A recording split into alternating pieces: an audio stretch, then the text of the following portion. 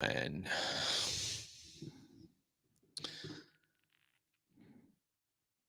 okay. Well, hello everyone. Well, you do a repeat there. Blooper reel. Hey everyone, welcome back to another episode of Persuasion by the Pint. I am Jonathan Taylor, along with Sean McCool. And today, Jonathan, we've got a special guest that will be joining us. Yes. To talk all things Super Bowl commercials from a different perspective than ours. She actually studies this stuff for a living. So we just watch it with a beer in hand. Yeah. So it'll be interesting to get a professional, scholarly opinion on what went down last weekend, at least between the game segments. Yeah. So. And I don't know if you called every one of them. We had some company over, and it was kind of hit and miss. It was to be expected. People talking over some commercials, and you're like, I don't know. But I was able to go back and look at some on some of the clips after. So I picked my top 5 as I was watching. So I'm sure I missed some too, but as I was watching, I kind of picked the 5 that I thought that caught my attention.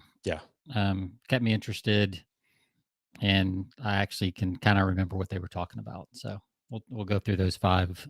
My 5 later and see how they compare to everybody else's. But it was good. Good game too. Great, especially for us. Yeah, exactly. Had 3 Bulldogs playing and 2 Bulldog coaches. That's right. That got rings as well. So 5 total. Yep. And it was actually a fun game. Very close. Unlike a lot of the games in the past, it was this whole playoff season for the NFL was crazy tight. Yeah. I mean, like every game was walk-off play, so that was pretty cool to watch. I'm sure the NFL executives love that. That just means more ratings for them. Yeah, I've seen several people be like, that was the best NFL season ever in a long time. Yep. So they needed that for sure. That's right. So as Sean teased, our guest joining us here shortly is Veronica Thomas. She's an associate professor at Old Dominion University.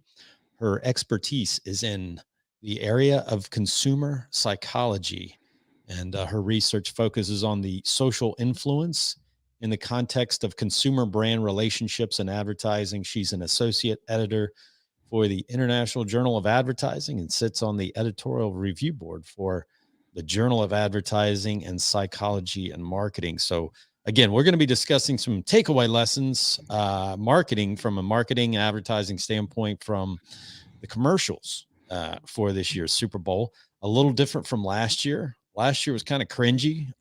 This year, not so much. So, but there was a unique flavor, a lot of celebrities, I think, in this one. Yeah, for sure. I see our guest in the green room. I know we're about to crack open some brews. Yes. Veronica, I see you in the green room. Do you have a beverage that you brought? Yes or no? Thumbs up or thumbs down? No beverage. No beverage. No so we're going to do this. We'll do this quick. She brought some water. She did bring a water. So we'll do this real quick, Veronica, and then we'll bring you in. Yeah, absolutely. So we've already given you an introduction. We'll give you a double introduction when you come in. All right, Sean. This should be fast too, because we're both drinking the same thing again. Absolutely. Week. Yes. Thanks to our buddies over at Rivalry Brews. We're able to drink the same beer, even though we're in different parts of the world. So that's kind of cool. Yep. You can go to rivalrybrews.com and stock up on some good Midwestern craft beers. So I'm surprised you don't have the banner. I know. I got my hands full right now. So we've got today the glare. Yep. The Double Wing Brewing. Turn that light off for a second. There we go. Double Wing Brewing Butter Pecan Porter. Yes. So if you love butter pecan ice cream, I think you'll love this. Seems like that would pair well. Yeah. I'm gonna go. I don't know how to think. I don't know what to think about this. It should be interesting. Well, it's we haven't had a lot of porters. We've kind of either had stouts or stuff, but yes, got the nice light brown-ish color. Darker than an ale, but still good. All right. So last time we wrote down our scores so that there was no, anchoring or priming of each other's Yeah. score since we're drinking the same beer. Yep. So I've got my card ready. So okay. So I'll have to write mine down on the back of this brochure from or some random company here. Okay. some bill. Credit card bill. Here we go. I'll scratch that balance out and write my number above it. There we go. Yeah. All right. All right. Well, cheers. Cheers.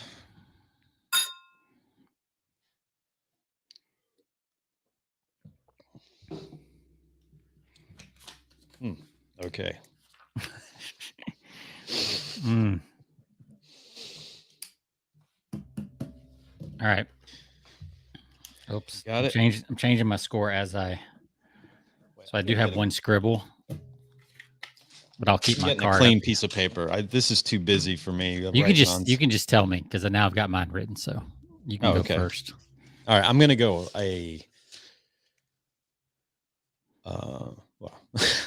oh, you're about to flip it over. Yeah, I'm gonna go 3.9. It's not bad, but just not quite what I was expecting.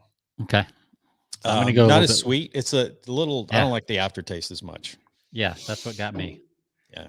So 3.9. So I gave it actually a lower score. I gave it a. Oh wow! It tastes more like butter. It tastes more like butterscotch than butter pecan to me. I agree. It's got this, so it kind of threw me off. It's more like eating a butterscotch candy, which is not awful. It's just not what I was expecting. No.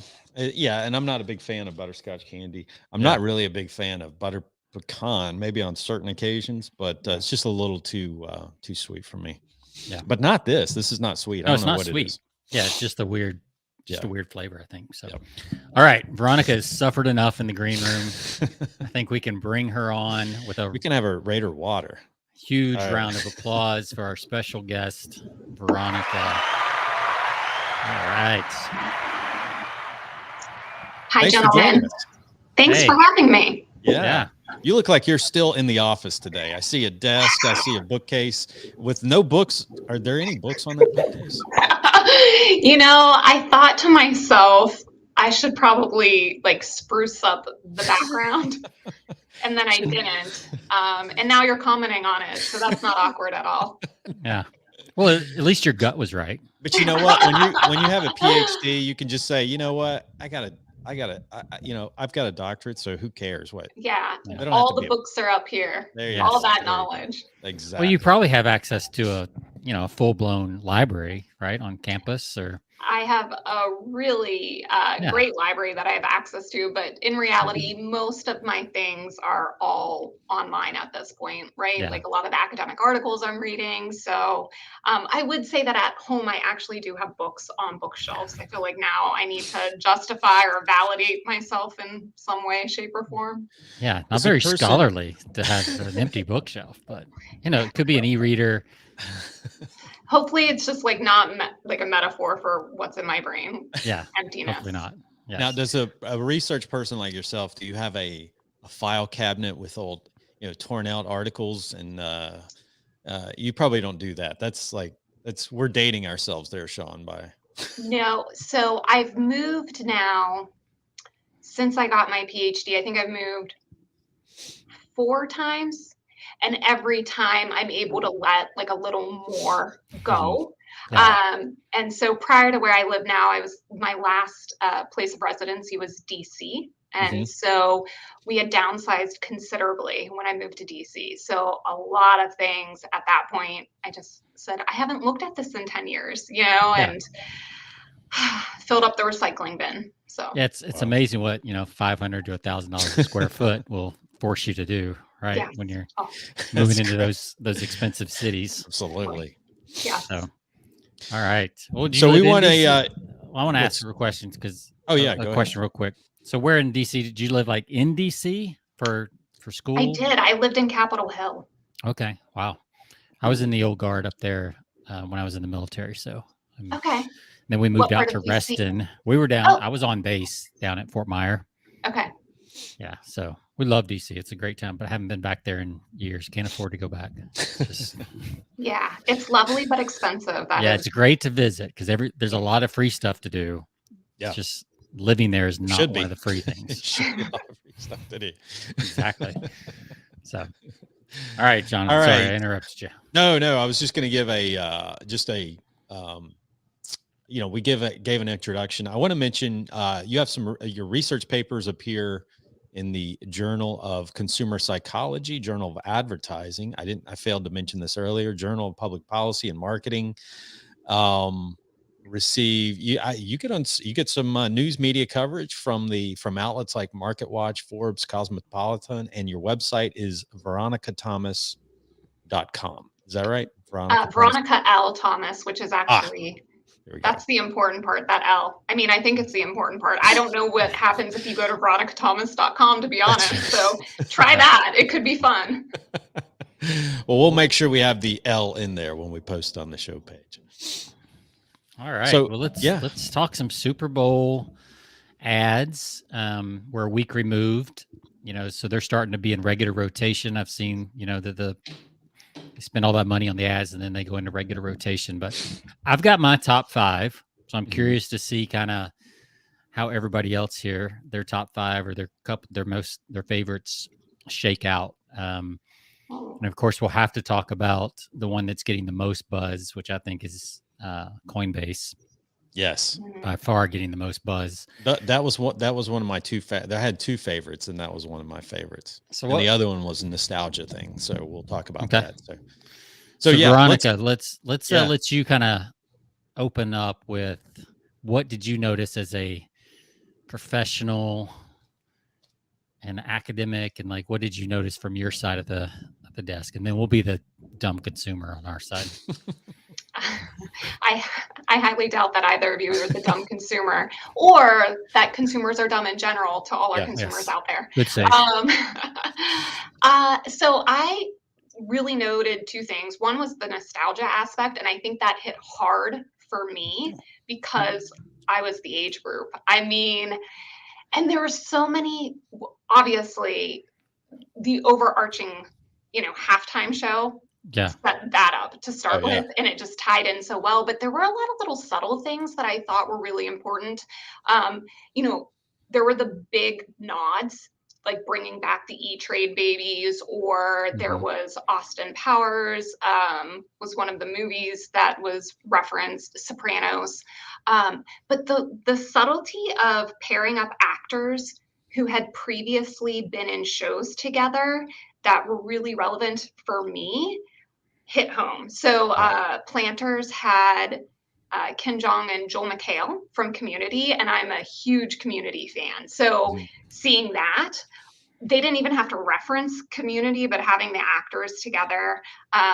There was also the same with the actors from Scrubs. So Donald Faison and Zach Braff were in a ad together for T-Mobile, I believe. Right.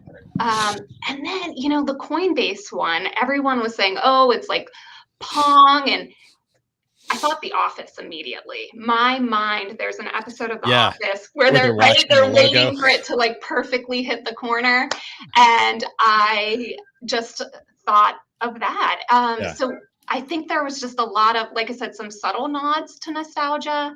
You saw the Lindsay Lohan and Dennis Rodman from, the Jeopardy question, like who married themselves in 1996, and kind of poking fun and even referencing the aspect of no one calls my office phone, and of course ringing. So yeah, they just, I enjoyed that personally. I thought it was a lightness that I actually thought the Super Bowl ads overall were really great this year, like compared to past. But again, there were a lot of things that made it nice for me. Yeah, I agree. There was less, like, it didn't feel like everybody was trying to make a cultural statement or a political statement or something. It just felt, like you said, light and what you would expect for a game, and not to be take yourself so seriously. Right. You said nostalgia, and then you said my age, not for you to give away your age necessarily, but like what bracket do you think this nostalgia was going after, like years wise? Or sure, I think it was kind of hitting on people in their late 30s to kind of like late 40s, and I think that came through. It mapped pretty perfectly with the halftime show. Yeah. I do think that there's a lot of crossover, though. Talking to my students now, The Office resonates with them. They're all watching Friends again. So Yes. things that, because of streaming services like Netflix that have allowed all of those oldies to come back, the students know those. So I think, it still hits home with populations that are 20, 22, 25. But I really think for those of us in our late 30s to late 40s, it hit home. And then, of course, since I'm only 22, it's because I watched Netflix. So that's Exactly. why. Okay. Right. Or it's because you're so in touch with your students too, right? So Right. you have to keep up on trends and things. Yeah, I mean, even older, Dolly Parton was in there, which was a big, that was one of my favorites. And then they did a nice job of piggybacking that with Miley Cyrus, so you could kind of get both generations there. Right. But I thought Dolly Parton ad was really good. My top 5, and then we can kind of jump around. But I thought the E-Trade Baby, just for the nostalgia, always good to see the E-Trade Baby. Yeah. The Dolly Parton ad, even though I don't remember at the moment what exactly that was for. Coinbase QR code. Uber Eats, I thought was really well done. Yeah. Because it was super memorable and it really helped me distinguish, like, oh, they do more than food. So I think it really made its point really well. And then the hard cola, loud flavors with Guy Fieri, I thought that was good. I like that. That was a pretty good one too. That was like it was fantastical and big looking like the Super Bowl should be, and it kind of made me think, oh yeah, I'd be willing to try that. Yeah. So I thought that was coming from one of the really big, because that was a Budweiser, right? Even though it was a hard cola, it was still a Bud product, wasn't it? Yeah. Yep. So I was like, that's cool. Budweiser doing something different with their Super Bowl money. So I thought that was good. So we'll start with Jonathan. Jonathan, did you have those in your top 5? Any of those? The Guy Fieri, I love that one. I think my favorite, just from a nostalgia standpoint, was I think it was the Chevrolet with the Sopranos. And that goes back to nostalgia because, I mean, I love, I used to watch that show. I mean, that show's 20 years old now? I mean, crazy. 15. I mean, it doesn't seem possible, but it does kind of take you back, especially when it starts out with the music and Meadow is driving the Chevrolet, and you're like, whoa, what's going on here? Because the only time I've ever heard that music is on Sopranos. So it does really take you back. But instantly I told everyone, I had a group of people over there. I was like, hold on, stop. I want to hear this. Because when I heard that music, it immediately caught my interest. So that was nostalgia right there in a nutshell. That's a good sign of a commercial right there. If you ask your guests at the party to stop exactly. Hold so on. you can watch it, that's pretty good. Everybody stop talking. Let me turn the volume up. But yeah, that really caught my eye, especially with Meadow. If you understand the series, I don't know if either of you have ever watched the series, but where she's trying to, where she's parallel parking it. And there's a big, plays into one of the, I think it was a final episode in Sopranos. So, and then she's hugging her brother, AJ, at the end, which is really cool. Well, and there's a Sopranos spinoff coming, right? His son. It's already out. Is it already out? Yeah. Oh, well, the movie There's a prequel movie out. I don't know about this. I haven't heard about the spinoff. I'm not sure about it. Is it? Series, it's a prequel, but it's his son that plays him, right? Yeah, what it is? It's good. Yeah. It's good. It has a lot of tiebacks to the series, and so if you were, it's a younger version of Tony Soprano. It's the prequel back. It takes place back in the 70s. It's played by his son, I think, is what. Yeah, exactly. Part I remember. So that's pretty cool. Yep. So how about you, Veronica? What were your top 2 or 3? So I would agree with most of what you folks said. I also really liked Rocket Mortgage's Barbie one. Oh, yeah. So I would add that was pretty good to the list. I mean, now that you say that, I remember that one. Like Home Flipper, Skipper, or whatever the names of the other characters were. It was cute. Also, again, kind of touching on that nostalgia aspect. Oh, I mean, it even had Castle Grayskull in it from He-Man. I mean, how could you not love that aspect at the end when that was like their only option, and they go to Castle Grayskull from He-Man. Yeah, a little fixer-upper. Yeah, that was awesome. That was great. Yeah. Unexpected. So I agree with that. I did like the Austin Powers GM ones. And something else we didn't touch on was Jim Carrey doing the cable guy. Oh, yeah. That was good. actually pretty good. Yeah, I forgot about that because he's kind of a dated, goes back to his movie, The Cable Guy, and he's dealing with the technology today. So it's like, oh, man. And that is that same time frame.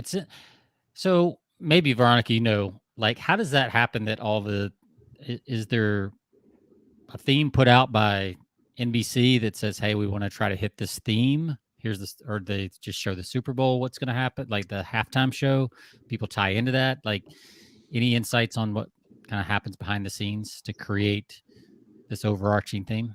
Sure. So this is 100% speculative on my part. Okay. I definitely do not think that anyone's going to the creatives on this and saying, this is what you're going to do, and these are the themes we want for our commercials. There's complete creative freedom there. I wouldn't be surprised, though, if they are intentionally trying to target some consumers that they know are going to tune in because of who's in the halftime show, right? Yeah. So there's going, a lot of America watches the Super Bowl, but to various extents on how much we actually pay attention, right? So when your team's in, you're watching every minute. If you just happen to love football, you're watching every minute. For myself, since the Steelers were not playing, I was, eating and going to the kitchen during the game, more or less, and then sitting down for the commercials. But they know who's going to take it a little more seriously and at different points in time. So sure. I wouldn't doubt that, knowing who was because they released the lineup for the halftime show, knowing that they probably said, we do have a demographic that's going to be tuning in because they are going to want to see some of their favorite musical artists from when they were young, sure. Reunite. And so there might have been some play into that. I don't know that it was necessarily the overarching goal for all of these companies, or ad agencies, but I wouldn't doubt that there was some of that element. And of course we saw, complete opposite aspects of nostalgia, getting away from that aspect. There was the whole, not a lot, but a bit of storytelling that went along with that. So the Toyota had the brothers piece talking about the brother that had lost his eyesight. I don't know if you remember that ad. I thought it was really good. Yeah. The Olympic skiers, cross-country skiers. Yes. And which that was tying in because NBC has the Olympics this year. So that was a good tie-in to that, knowing that was basically, the Olympics were coming on right after the Super Bowl. Right. And they were going to be promoting that during the Super Bowl as well. Yeah. So no, I don't think that, again, it was dictated to them. And it may not have been a conscious decision by all of the ad agencies, but I wouldn't doubt that they, sitting around having some talks about what they wanted to present, if they wanted to keep it light, then knowing who was going to be probably tuning in based on the halftime show, that some of that went into the decision making. Because for a lot of things, you could have switched out the celebrities that they had, the ad could have remained the same, but when it's who are we going to get in here to actually be the actors in this? So that's part of it, I think. Okay. What do you think from a nostalgia standpoint, because we've talked about this before.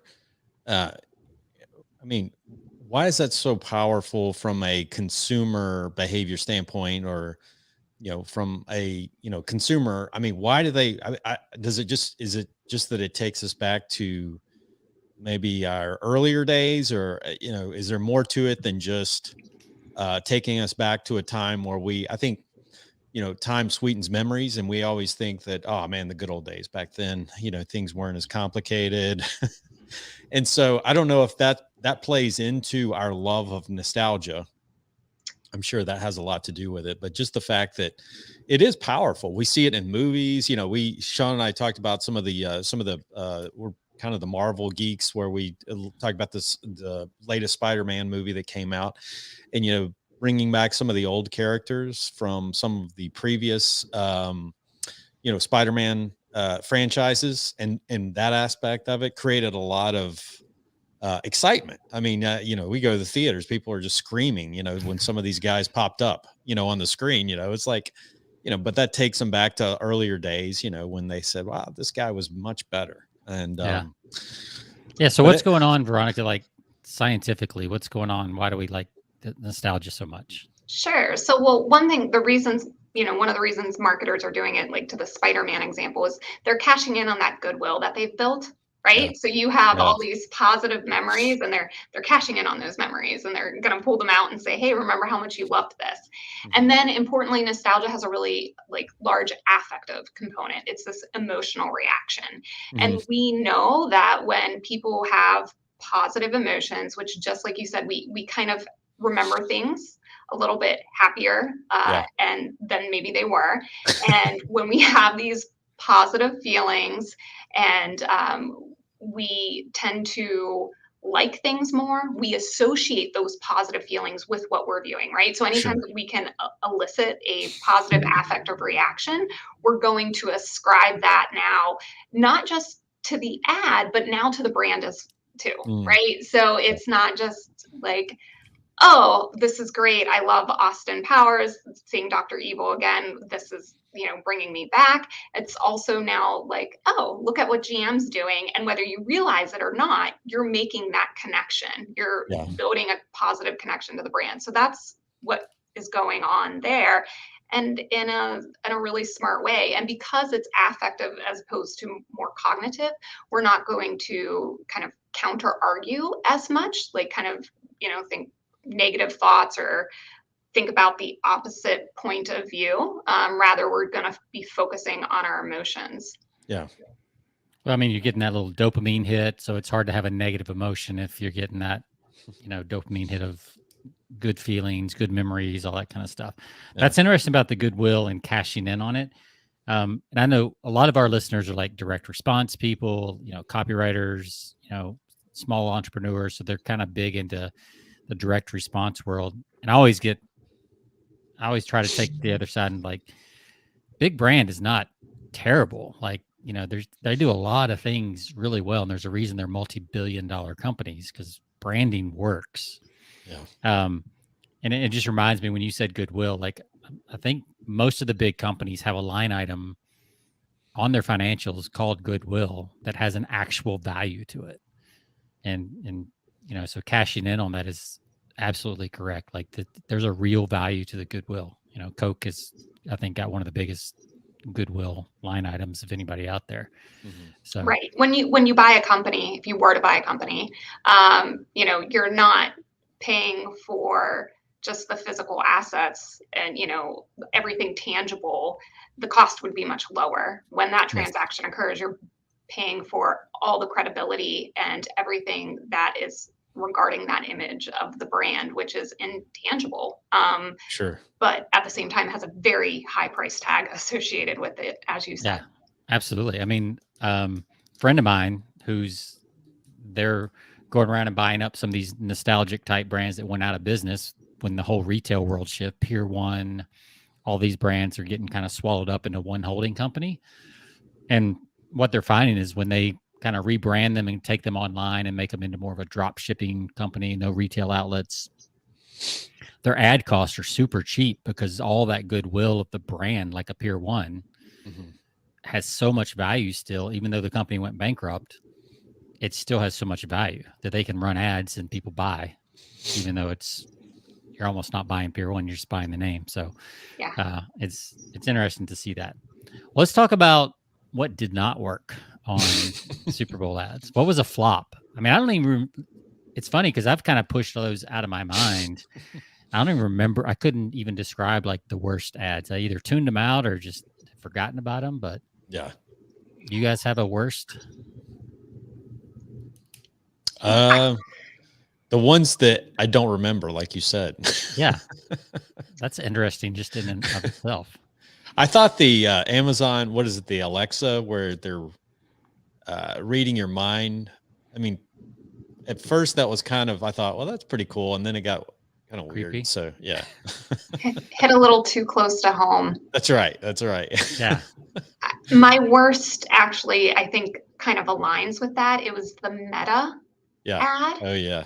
I don't know if you recall, it was the characters, like the large dog and pink thing, that were in a band together, and they ended up getting split up, and then the dog's super sad, and you follow the dog on his journey. He goes to like like a Goodwill kind of store, and then he finally gets placed in a museum, and someone puts the Meta glasses on him, and he's able to reunite with his Oh yeah, I remember that now. It was like it was like the old Chuck E. Cheese stage character type animatronics type people.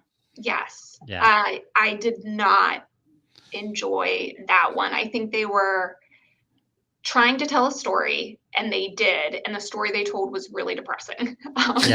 So a lot of, like I said, there was some of this aspect of storytelling, because it gets into this idea of what we call narrative transportation, where the consumer puts themselves in the position of the characters. And when it's done well, it's really great, because it goes back to that same aspect of being like emotional when you're following along. And with the Meta, they were definitely, I think, attempting to do that. It had the elements of a story, like an arc, but then what was supposed to be a happy ending was just like, you're only reuniting if you're in this like virtual reality and you're still away from your friend. And I just thought, this doesn't make me want to live in this world. And you have no legs. You just float around. It's weird. That was weird. It's kind of like Alexa. Like, I don't know that I want to live in that world. It's interesting you say that, because I remember seeing the beginning of the Meta, and I remember growing up, like long time. It wasn't a Chuck E. Cheese. I can't remember what they were called, but it was similar to that, when they had the bear and like this whole band for the pizza places that we used to go. And so I was like, it hit me nostalgic like right away. But then as it, like you said, as it went on, it got like depressing. Yeah. And I was like, that's no fun. You just watched your childhood fall apart. I was like, oh man, take me back to this cool time, and then tell me it's never going to happen again. In fact, it's going to be, less connected. It's like, it was kind of weird. And the Alexa, I agree with that. So yeah, that's the Matthew. Also, I was trying to think the Matthew, because I couldn't remember what the commercial was for. Matthew McConaughey, but it was Salesforce. Yeah. That was a little weird. Even my son was watching. We were all watching. I think that one actually aired before the Super Bowl a couple times, because I'd seen that same thing, and it was just like. The goal was really unclear. I thought for I think a lot of people don't know what Salesforce is. Right. It did not provide clarity. But then again, maybe if you don't know what Salesforce is to begin with, you're not really their market. But even then, aside from maybe getting in some jabs at other companies by saying, we're not going to try to go to space, and we're worried about the problems on Earth. It wasn't really clear what the goal was. Absolutely. They shared no benefits of them. They were just taking jabs at Meta and that goes to something we've talked about, Jonathan, on some shows, and it's more powerful to be for something than against something. Absolutely. Yeah. In most cases. So being against all these other things is not as powerful as being for whatever you're for. Right. And I think that's probably where that one didn't connect emotionally. Yep. In terms of, you mentioned one example of good storytelling previously. Any others that stand out to you during the Super Bowl that had really good examples of good storytelling, in terms of advertising? Yeah. So I think Kia had the Robo Dog. Yes. So I think that was another one where there was kind of this clear story arc. So the Robo dog sees the Kia electric car, and then it goes on an adventure to get. I mean, keep in mind we have 30 seconds, but it goes on an adventure to get to the car, and it falls out a window, and then, you know, and is inevitably saved and looks longingly into the eyes of the. My wife loved that commercial. I was thinking I could see my mom, for example, she's such a dog person, and I thought this will resonate so much because she will feel for that dog. She will, again, it goes to that narrative transportation idea where you're putting yourself in there, and so you're not counter arguing at all. You are saying, you know, this is reality, and how would I react? And oh my gosh, like I'm, you know, caught up in this situation. That was a good one. Budweiser had one of their Clydesdale stories, which is very typical. They often do something along those lines. And one that was actually funny. So I think some of the stories I mentioned, you know, Toyota, the RoboCop, the Budweiser tend to be a little more touching. But one that had a story arc that was more funny was the BMW electric car with Salma Hayek, which I believe she may also have a married name now attached to that, but Salma Hayek and Arnold Schwarzenegger. Arnold, yeah. So that had kind of, him feeling depressed and down, and then he gets the BMW electric vehicle to, you know, tie a bow on things. Yeah, that was interesting. And I think on my notes I had Squarespace is just like okay, and I don't even remember what it was now because I took these notes like. Literally I had a best, okay, and bad category that I was just jotting on my phone as they came up, and for some reason I just fell in the middle, so kind of flat. I don't remember. It was early in the thing, so I don't remember. Yeah, I don't either now. So, what can we take away, Veronica, from this, and what can we apply to, you know, just our businesses? You know, we have a lot of freelancers, salespeople, entrepreneurs in our audience, so. What are some things we can learn from this? You know, both what worked and what didn't, and lessons that we could take away and apply to business and how society is responding to different things right now. So a few things. One, if this is relevant to your small business, it looks like crypto is here to stay, whether that's a good thing or not, but that was definitely a takeaway for me. I think I was a little like Larry David in the commercials, which was the point. You should not be like Larry David. And I was a little bit like, so much crypto. In fact, my husband did the, was it Coinbase is the company that did the bouncing one. And he's like, okay, I'll bite. And he did it. And then he goes, crypto. Funny. I did the exact same thing. I pulled it up and I was like, oh, crypto, I'm out. So their bounce rate had to be huge on that.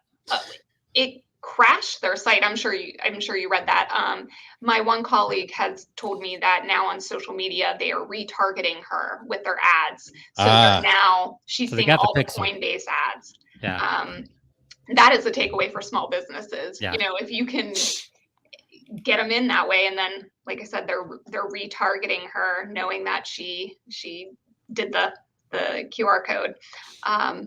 So aside from crypto being here to stay and the use of QR codes, I think right now that consumers are enjoying definitely the lightheartedness of these ads. I looked at USA Today's ad meter. So that USA Today every year does an ad meter where consumers go in and vote on the ones that they like.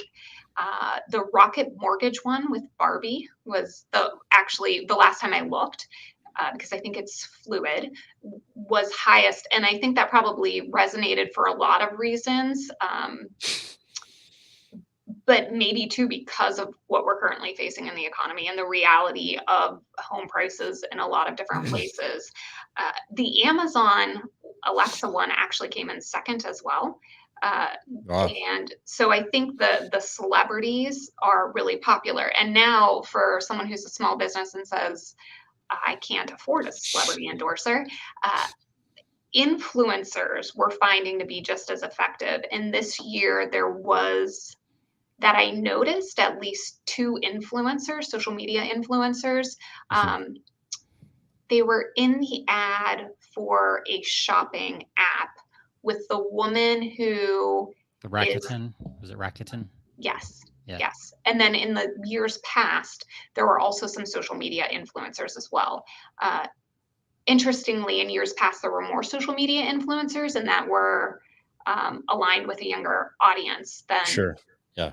But I think research is showing that social media influencers can be just as effective, if not more effective than celebrity endorsers. And when you know who your audience is, celebrities are great with the Super Bowl because you have such a wide range of individuals. So it's really good to have someone that's known because like I mentioned, there were influencers in that one ad. And if you didn't know they were influencers, you thought they were just, actors in the background. So for something like the Super Bowl, celebrities are huge. But for a small business, if you have influencers that resonate with your target population, it can be a just as effective, if not a more effective way, because they seem more credible, authentic, sincere. And then in terms of the money that you're saving, you can be very targeted, right? So there are influencers who just focus on cycling. There are influencers who just focus on cooking. There are influencers who are just focusing on fashion. Based on USA Today's ad meter ratings and what we saw companies putting out, my guess is that this desire for these kind of esteemed figures is still very relevant to consumers. They like to see someone endorsing a product, but I think an influencer is definitely a much more cost-effective way, and honestly, probably a superior way for many small businesses to advertise. Sure, absolutely. Yeah, that makes sense, and I guess that makes sense on a big stage like Super Bowl, which is it's more a pop culture thing than it is a sports thing today. It really is. No one watches the Super Bowl to watch the game. Very few people do. I actually pulled a stat that said Super Bowl spending for food and apparel and decorations. Yeah. $14.6 billion this year. Wow. I mean, that's a lot of money for a 3-hour event, So that just tells you. And it is an event. It's people start tuning in like hours before, because there's the pregame party and then there's all the events that lead up to that. So it's an event. It's not just a game. Yeah, at this point, it's part of our culture. Yeah. Right. 100%. Absolutely. So I think that's a good takeaway, Veronica, that lightening up is probably it's time if you haven't, because last year you kind of wanted to be serious because we were in the middle of all this stuff and you want to be sensitive to that. But I think people are now like, can we just get on with life and can we lighten up a little bit and have some fun? I know not everybody, but I think more and more people are trending that way. Sure. So, and we probably need that going into an election year too, because now it's going to, we're going to have to deal with all that for the next 8 months. All the ads, all the political ads that are about to come out, especially the local and the district and all that kind of stuff, congressional, all that stuff. It's going to be tough. We'll have to get you back for that, Veronica. I'm sure you've got some stuff to talk about. I'm in. I also think it's important to note that, and because it's something that we all touched upon with the ads that didn't really hit it for us, is that while you want to have fun and you want to entertain the audience, at the same time, making sure that there's a connection to your brand is so important. You don't want to have the individual remember the ad and not the brand. I mean, at that point, you've just wasted so much time and energy and your resources on creating something that made someone laugh or made someone smile or made someone feel warm and fuzzy, and they don't remember your brand at all because you didn't accurately link it to that story. Sure. And I would even say on the QR code, and I actually pulled up let me share this real quick. Pulled up a stat on this because I was doing some research. I'm curious of how many scans they got off of that. Do you know? I don't know. It crashed the app. I know that. Okay. Well, that's a lot then. I mean, and that's probably the best. I mean, honestly, we can laugh, but it's the best evidence of. Oh, look at that. So this is QR codes. I didn't realize they're 28 years old. Apparently, they've been using them in China. It started with a car maker in China. Oh wow. 28 years ago. But you can see for the first 10 years, there was nothing or more than that. There's nothing going on. And then they spiked back in like 2015, everybody thought QR codes were going to be the next thing. And they kind of went away. And now everybody's talking about them again. Right. But apparently in China, they never went away. Like they use them for everything over in China, like all kinds of, they're on every billboard. They're all over the place. So I do think we've kind of had an on and off in the US with QR codes. Well, I think they're easier to use now because it used to be you had to have an app. You have to have a separate app. Now you just use your camera on your phone. So it's a whole. And the pandemic, I think, if you went out to any restaurant, trained you how to use. Yeah. Because the menus were all on QR codes. Exactly. Yeah. Yes. So I think that's really critical, and that's why you see the spike in 2020, and then also why it made sense for Coinbase to do that, because we now know that consumers understand how to use a QR code, unlike before where people were just taking pictures and like, I don't understand why this isn't working. I'm taking a picture of it. And it was like, no. You just scan and it's going to pop up. We'll get there. So yeah, I think, they capitalized on that learned knowledge because of the restaurants that utilize this technology with COVID. And I will say from a direct response copywriter that, one of the things one of my copy chiefs told me a long time ago was like, you don't want to trick people into doing stuff either. And it felt a little like a trick. Like if you're not into crypto and you get there, you're like, that was kind of a letdown, So you got to be careful with that. I mean, obviously they got a ton of pixels and ton of, hits to their site, but you don't know what percentage of those are actual people that you might want or whatever. Right. So I think you have to be careful with that. Like if you're going to use something that curiosity driven, that might've been better actually used for a brand that was more universal, like a Rocket Mortgage or somebody like that, in my opinion, so you do have to be careful. You don't want to trick somebody. Yep. And I think it becomes even more problematic when they are now using that to retarget you and you didn't want it in the first place. It's one thing. It's annoying that you scanned it and then you go, oh, crypto, right? And I'm not interested. It's annoying and becomes much more annoying when you scan it and now they're retargeting and you're like, I really didn't want this. And now if I do go to crypto, it's not going to be through your company. So yes. The unintended. If they could have gone to a landing page that said, hey, are you interested in learning more about crypto? Yes, no. Yeah. Absolutely. An education platform. Well, then they could have segmented the list. Like, okay, here's all our yeses. Here's all our no. We'll forget about those people for a while. Save it, relaunch to them later, something like that. So they were on the right track with like being able to track the responses and all that kind of stuff. I just think it was a little too curiosity driven. Yeah. But they were aware that like, you got to give people time for QR codes. They got to pull out their phone, even though they're right by them. They're talking, they're doing something else.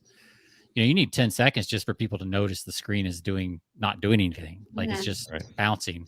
Right. Because I think I got it like right at the end and I was kind of watching. And then I was debating with myself, do I really want to scan that? All right, let's see where it goes. This is the Super Bowl. Curiosity. I think if it hadn't have been the Super Bowl, though, I don't know that I would have clicked it, to be honest. Right. Yeah. But knowing that there's cool stuff behind Super Bowl ads, I was willing to take chance. Kind of reminded me of something GoDaddy would have done back in the day. Back in the day, that's what it just reminded me of. Go here. Of course, you just go to their website to see the rest of the commercial. Rest of the commercial. So, but it was that curiosity factor. So. Exactly. And getting someone to go somewhere, an actual destination, is just opposed to just remembering you. I don't know if you remember the Doritos did some ads before the Super Bowl. So they didn't actually, no, it wasn't Doritos. I apologize. It was Old Spice. I don't know how I confused Old Spice and Doritos, but it was. It happens all the time. I'm hungry. They didn't advertise that year at all for the Super Bowl. And what they did is they had a commercial, and in the commercial, a guy writes down his number, and I was going to say he slides it to a woman, but I actually think his hair comes off and slides it to the woman. And it was leading up to the Super Bowl. And if you called that number, like the first people to call that number got tickets to the Super Bowl. And you just had to be clever enough to be like, and curious enough to say, I wonder what this, I wonder if anything will happen if I call this number. Yeah. And for some lucky people who were curious enough. And that's what I thought about as I watched that QR code. Sure. Yeah. But then I realized, well, wait a minute, everyone is watching this, so everyone's going to scan it, and that can't be good. Right. There's no surprise here. There's nothing good coming for me. You mentioned the phone number. It's interesting. Like, I remember the song that like changed phone numbers in pop culture. Like now all phone numbers like 555 blah blah blah in movies or wherever else, Right. But what you remember the song 8675309? Of course. Yep. That song, like everybody was dialing that number in their area code, and they had to stop doing that kind of stuff because it blew up somebody's phone. Yep. A lot of people's phones probably. So yeah, when you see something like that in a show, especially if you don't even like, you can almost just make it an Easter egg. You don't have to be upfront about it because people will pause, they'll rewind, and then they'll call it. And I think that could even be more effective if it's not the center. Like if there was a billboard behind somebody in a scene and you see a number, stuff like that could be fun to play with, like Easter egg type stuff. Yep. Or a website, that people can go to. Yeah. Absolutely. There was some, I can't remember what it was. It was Aflac or somebody had something where when you called their number and you pressed like 7, the duck started talking to you. Like, I can't remember which one it was, but like it was the regular customer service number. And if you hit on the phone tree, 7, you got like this weird quack thing. It was kind of going around for a while. That's a while ago though. So I'm now looking behind Jonathan's head with his whiteboard and trying to determine if there's a secret message like written back there. I like that Sean was trying to lead us to subtly by saying that. But nobody's hitting on our site. Nobody's clicking, so I got to drop hints now. Can you see? Speaking of which, the Believe banner. What do you know what that's from? I do. I don't, but I feel like I really should. Really, that's a big pop culture thing right now. Maybe not sure. It's a popular Apple TV show. Is that Ted Lasso? Yep. Yeah. Oh, okay. Yep. So big. It took me a while. It took me like 3 episodes to figure it out, but I finally wait a minute. But the people that know, so that's who I'm going for. The people that really know. I feel very fortunate that I like just snuck that in there and got there, or there'd be a lot of judgment from you two after the show. Absolutely. We'd be like, well, put her on the naughty list. Just delete this episode. All right. Well, what else? Any last takeaways? We're kind of hitting our time. Jonathan, Veronica, any last takeaways? No, in terms of nostalgia and storytelling, I think you hit right on the money.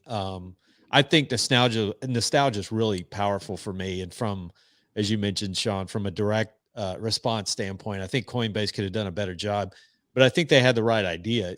I mean, the whole purpose, ultimately, if you're going to be spending that kind of money, I think, you really want you want some return on your investment for people to go. And I think if you're maybe a smaller brand, if you're not on the size of a Budweiser or Coca-Cola, you've got to be thinking in those terms of how can I get people, whether it's using Easter eggs or some kind of QR code or something like that to get them to at least respond, so that we've got, some targeted customers that we can reach out to or prospects.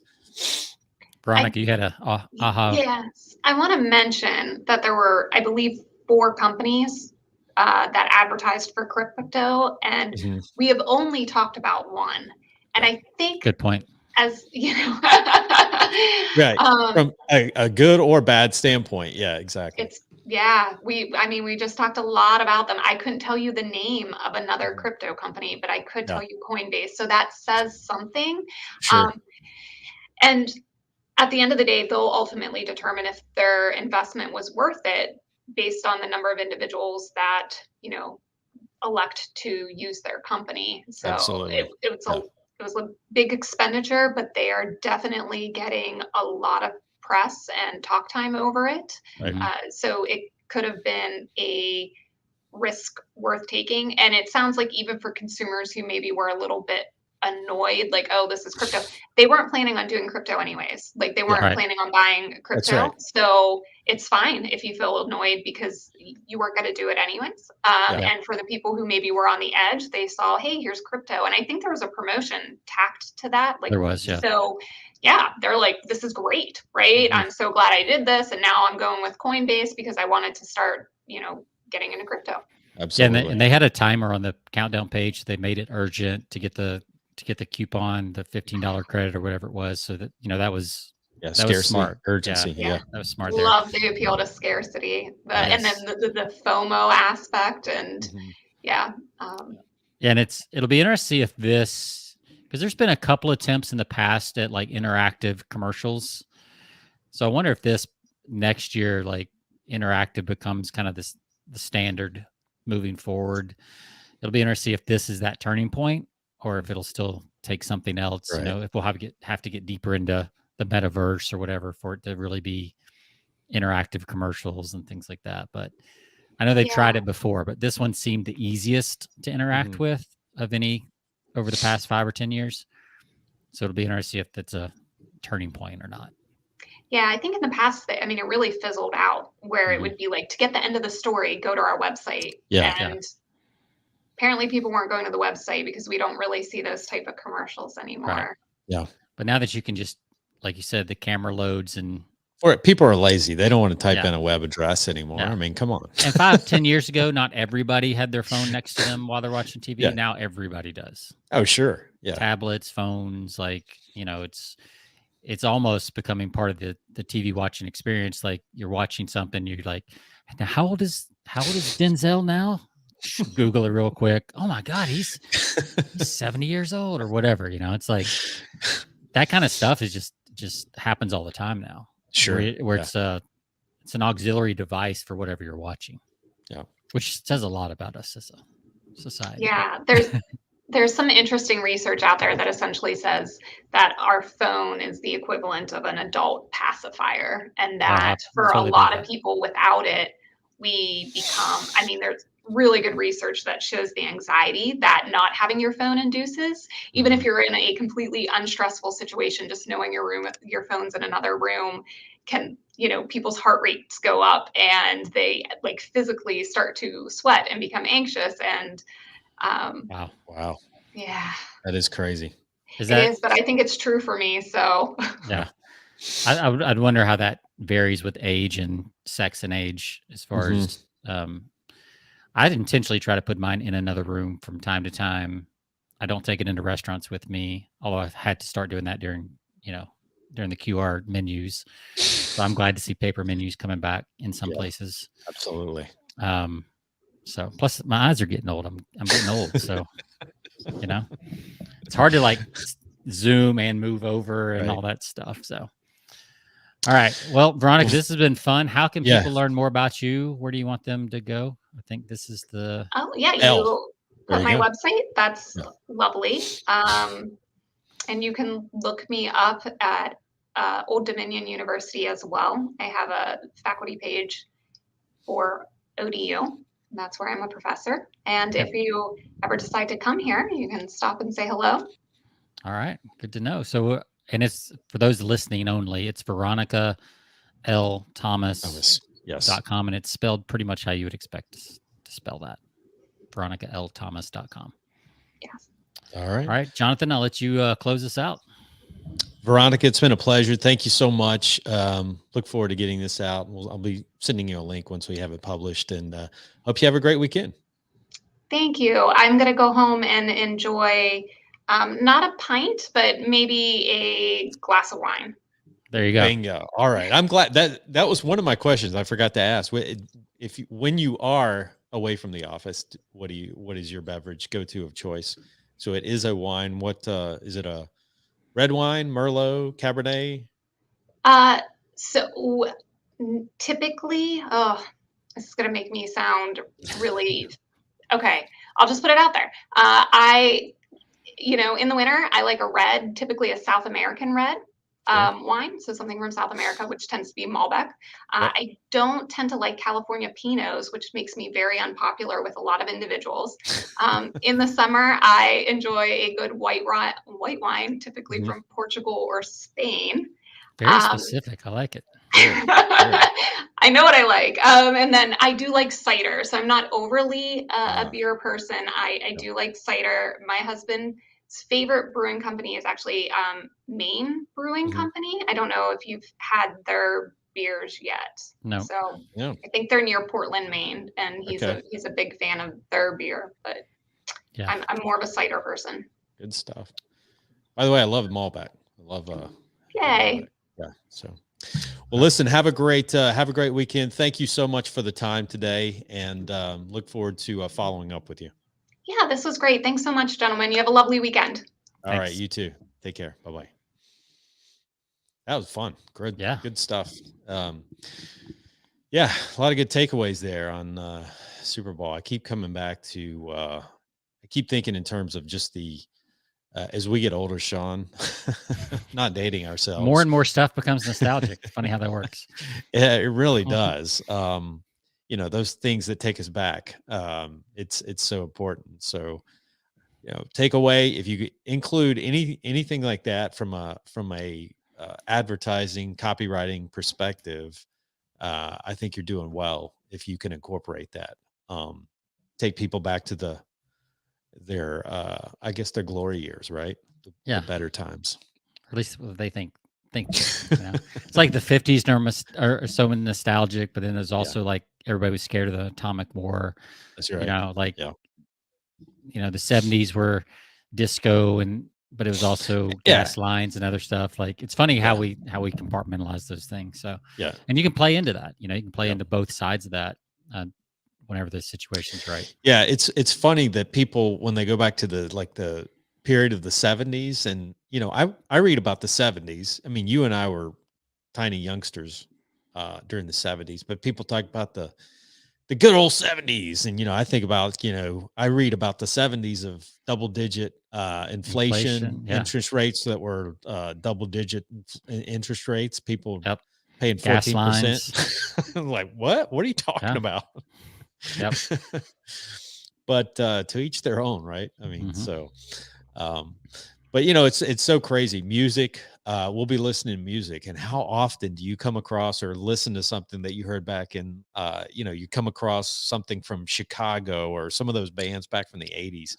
You can literally put yourself where you were at the time one of those songs came out, at a point when you were in high school or wherever in middle school. It's just it's crazy how that works. Yeah. And you're seeing a lot of the artists from the 80s and even the 90s, tying into the Super Bowl here. Like, they're now starting to sell off the rights to their music because it's now super valuable as nostalgia. Oh, absolutely. And all these advertisers want it and all this stuff. I think, who was, several of the artists that made like the most money this year was because they sold off their entire rights to their entire catalog. Right. Yep. So, and that usually is because advertisers and movies and other things want that music. Yep. And they just assume buy it is to, pay royalties on it. So absolutely. Yeah. All right, man. All right. Well, to all of our listeners, you can find us over at persuasionbythepint.com. You can find us on all of your podcast platforms, Stitcher Radio, iHeart, Spotify. And if you check us out, like what you hear, leave us 5 stars. We appreciate it. And Sean, we've got another episode coming up here. We'll be discussing on our second episode today, coming up here soon, an oldie but goodie in terms of marketing books. It's a classic. Yep. I've got it right here. Oh, that's a sneak peek. Got to tune in. It was so fast, though. You didn't catch that. Yep. But it is a classic. There's a lot of great takeaways from it. And we'll be sharing some of those on our upcoming episode. So stay tuned. And Sean, we'll see you on the next one. See ya.